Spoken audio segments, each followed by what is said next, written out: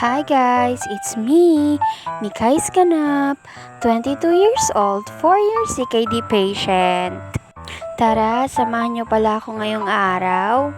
After ko palang maligo ay lumabas na pala ako ng bahay. Diretso na naman pala tayo sa may tindahan.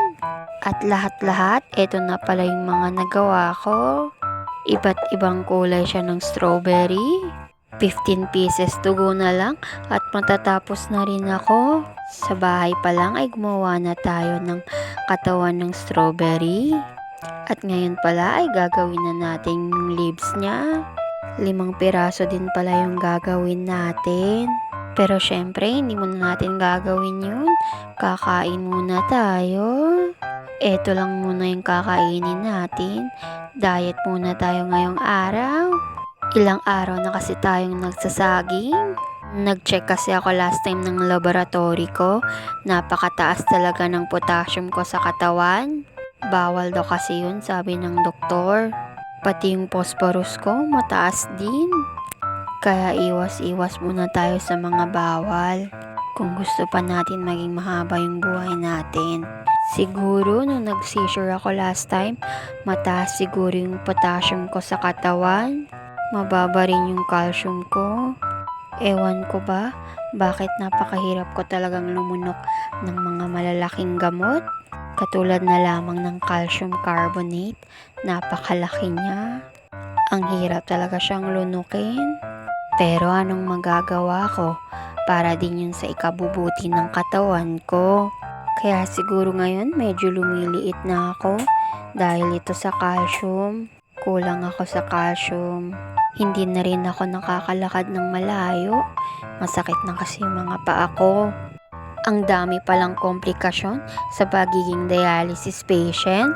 Akala ko kasi nung una, pag dialysis lang, ay dialysis lang. Walang ibang komplikasyon sa sarili. Madami pala. Kaya sobrang natatakot talaga ako para sa kalusugan ko.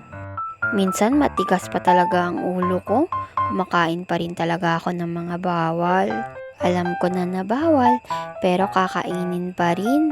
Ewan ko ba sa sarili ko? Hay nako, buhay nga naman. Parang life.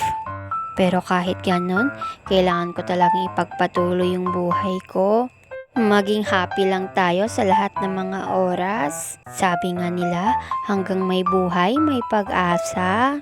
Kaya hindi talaga ako nawawala ng pag-asa para sa sarili ko. At eto na pala, natapos ko na palang gawin yung leaves. Kaya eto, magtatahi na pala tayo. Kulay dilaw na naman yung naisipan kong katawan ng strawberry.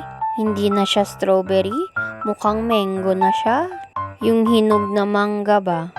Bago pala natin tahiin, ay maglalagay muna tayo ng bulak sa loob ng katawan ng strawberry. At magkakat tayo ng di gaanong kahabang yarn. Dapat tipid lang tayo sa paggamit ng yarn. Konti na lang kasi yung yarn ko. At magtatahi na pala tayo. Habang tinatahi ko pala yung strawberry, ay eto, kumain na naman tayo ng bawal. At natapos ko din pala yung 5 pirasong strawberry ngayong araw. Kaya hanggang dito na lang. Bukas ulit. Salamat!